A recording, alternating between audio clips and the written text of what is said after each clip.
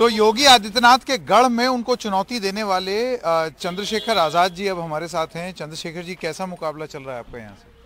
देखिए, लोकतंत्र है, तय तो जनता को करना है। और उत्तर प्रदेश में जो 5 साल जंगल राज रहा है उससे जनता पीड़ित है। सरकार में बैठे लोगों को जनता की तकलीफ दिखाई नहीं देती, चाहे महंगाई हो, भ्रष्टाचार हो, चाहे रोजगार मांगने पे नौजवानों की पड़ी लाठियां हो, चाहे कोरोना काल हो। तो आम जनता जो दुखी है वो परिवर्तन चाहती है। और इस परिवर्तन के दौर में गोरखपुर से भी हवाएं जो हैं वो परिवर्तन की तरफ बह रही। हम लोग पिछले 10 दिन से लगातार यहाँ काम किए हैं, हर बूथ पे गए हैं। जनता बदलाव चाहती है और वो एक ऐसी वॉइस चाहती है जो आदमी सरकार के सामने लड़ सके, क्योंकि यहाँ पूरे गोरखपुर में 15 लोगों पर रासुका लगी है। अब अगर मुख्यमंत्री कानून व्यवस्था का बखान करते हैं तो रासुका किन लोगों पे लगी? कोई हार्डकोर क्रिमिनल है या वो लोग हैं जो उनके खिलाफ आवाज उठाए? यहाँ लोगों की जमीनें दबा ली गई हैं, किसानों की जो जबरदस्ती उनकी भूमि का अधिग्रहण हुआ है। यहाँ 4 महीने गोरखपुर डूबा रहता है, नालियां नहीं है, सीवर जो है वो ऊपर उठा के बना दिए हैं कि मतलब 1.5 फुट ऊपर। तो जनता परेशान है, बोले तो मुकदमा लग जाता है।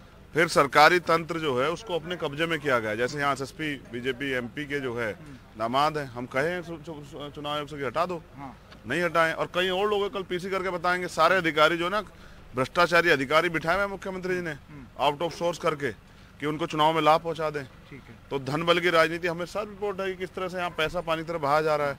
चंद्रशेखर जी, देखिए, आपका ये मानना है कि जनता से ये सब छुपा नहीं है, जो आपका विश्लेषण है, लेकिन जनता में इस कदर का रोष हो कि वो आपको चुने, ये इसको लेकर के आप आश्वस्त क्यों? देखिए, हम जनता के बीच में गए और यहाँ जो लोग दिए है ना, बाकी सब सेकुलर पार्टियां हैं और वो चाहती हैं बीजेपी हारे।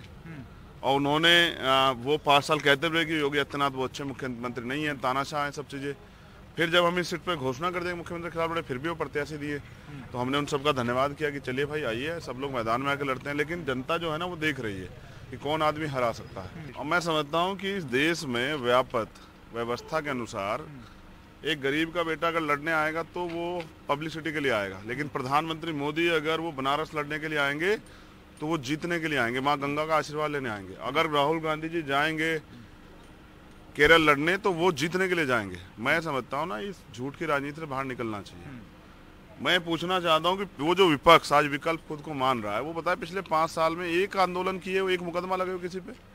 कोई गरीबों की, कमजोरों की, नौजवानों की, महिलाओं के हाथरस जैसे मामले कोई एक आदमी जाके लड़ाओ? जो विपक्षी दल के मुख्य अध्यक्ष हैं, आप देख लीजिए, एक का नाम आप बता दीजिए इस पे 2 मुकदमे लगे हों, या 2 आंदोलन बता दिए 5 साल के विपक्ष पे। विपक्ष अगर सही तरीके से अपना काम अदा करता है संकेत जी, तो इस उत्तर प्रदेश में जंगल राज नहीं होता और नौजवानों के साथ, किसानों के साथ, मजदूरों के साथ, गरीबों के साथ जो शोषण हुआ वो नहीं होता। विपक्ष अगर अपना असली रोल अदा करता, लेकिन विपक्ष तो बैठ के इंतजार देख रहा था कि चुनाव कब आएगा।